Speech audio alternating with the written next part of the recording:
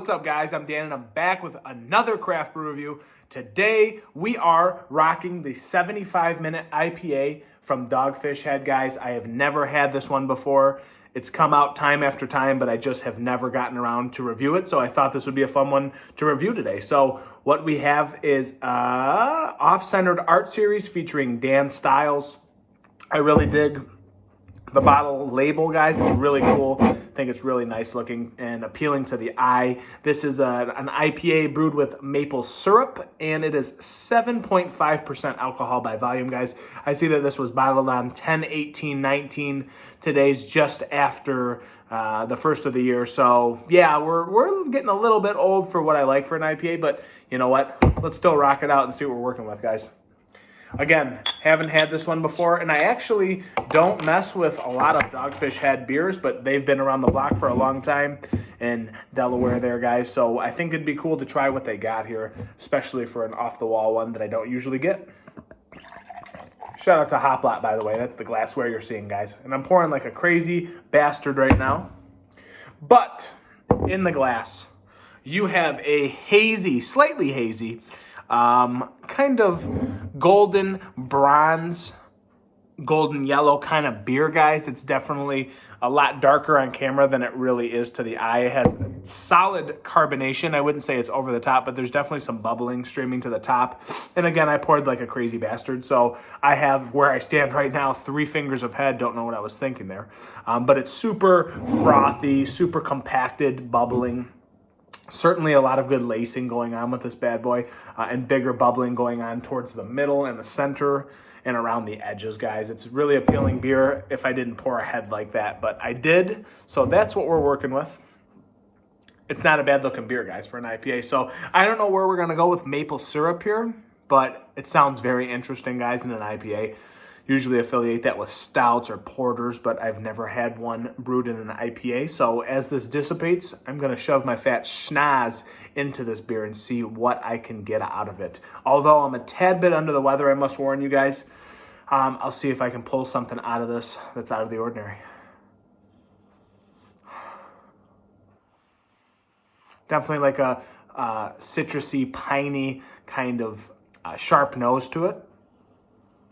It's definitely got like a very bready, toasted bread kind of malt bill to it, definitely sticking off the top, guys. It's hard to get off this head. It's hard to get through that. Shouldn't have poured it like a dumbass. Yeah, she smells super kind of like sweet, citrusy, maybe a slight bit of like tropical fruit. Not really getting that vibe quite yet, but I'm getting that sweet citrus pine sweetness kind of thing coming off. Definitely a toasted caramel breadiness.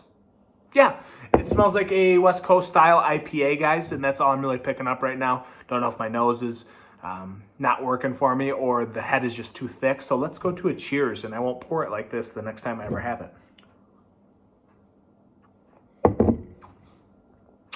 Wow. It's different, very different.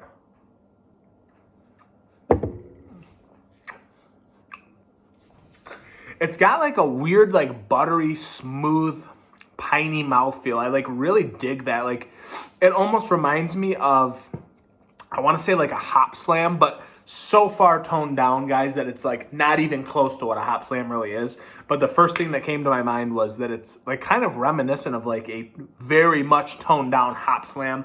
Not quite as hoppy, but I'm getting like that sweet kind of honey vibe off of it. I wouldn't say that it's, you know, like maple syrup per se, but it's adding like a weird like buttery context to this beer that I don't normally see in IPAs. It's interesting.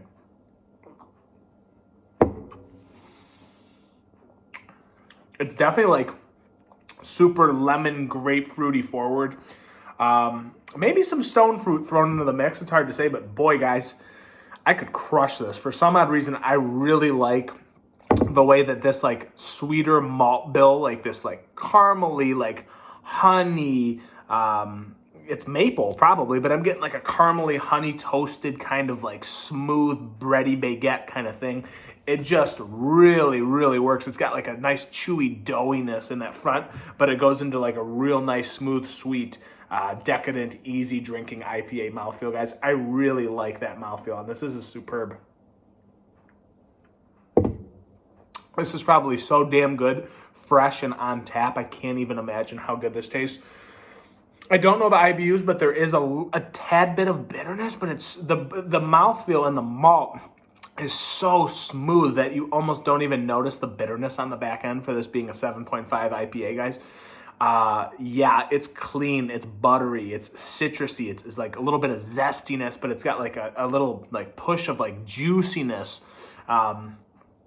Just kind of like a nice citrus burst, but it's got like this grapefruity tone, real nice lemony, almost, there's a little bit of zest, but I get like, honestly, like fresh squeeze kind of grapefruit and kind of lemon thing, a little bit of orange juice squeezed in there as well, but it's, you know, it's still like on the drier back end finish, but there's a sweet malt in the beginning, guys, the caramely, toasty, kind of bready, doughy goodiness that just really, really vibes and has a nice marriage to that citrus, with that nice piney back end, guys. This is just absolutely superb. Like I said, if this was fresh, holy shit, this would be amazing.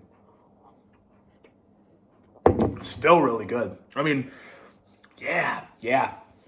I like the way this maple syrup, even though it's hard to tell. I get like a honey vibe, guys. So there is a little bit of that sweetness.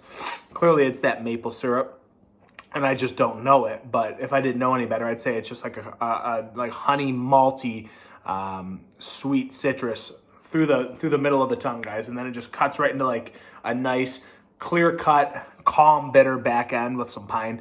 It's real nice and easy drinking, guys. This is like actually a very superb, well done IPA that I don't normally get. I don't usually get these vibes with a beer like this. It's just really a real nice marriage of flavors going on here. It's just superb.